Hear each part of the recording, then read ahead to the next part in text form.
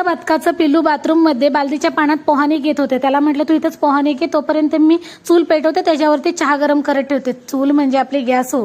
Cup आणला, गाळणी आणलेली, 2 bread काढले. म्हणजे चला गावच्या गरम गरम पावासारखे ब्रेडच चहा बरोबर खाऊया. फ्रीज मधून आणला भाजीचा टोपला. आता गावाला आमच्याकडे भाजीवाला यायचा, पण मी आज भाजीवाले बनले. नेमकीच भाजी होती. तिला म्हटलं तू गरम हो, तोपर्यंत मी गरम गरम चहा पिऊन येते. एका साईडला कपनी ब्रेड घेतले आणि गरम गरम चहा प्यायला बसली. बोलली चला दर शेण्याआधी पटकन आपला आवरून घेऊया, म्हणजे काय आपला हादडूया पटकन. तेवढ्यात माझा लेक आला. त्याला काही शांती लाभत नाही. आला आणि अंगू पंगू सरकारने मला तर कपडे घाले. टी शर्ट घातला नाही म्हणता आता बाकीचे कपडे मी घालतो, मी आता मोठा झालो. आपले बरोबर आहे, जेव्हा गरज असते तेव्हापर्यंत यायचा, नंतर माईला सोडून द्यायचं, असंच चाललेलं असतं. मग काय आमच्या घरी आठवड्यातून बटाटा आणि वांग्याची भाजी एकदा तरी बनते. तीच बनवत होती. तेवढ्यात माझा लेक आला. तर काय पाहिजे, तर फ्रेंच फ्राईज. बोली चल तुझ्याबरोबर मी पण खायला घेते. तो म्हणतं नाही नाही फक्त मला पाहिजे, तुला पाहिजे तर दुसरे तळ. तर हो, तुम्ही चॅनलला नक्की सबस्क्राईब करा. बघा किती आवडीने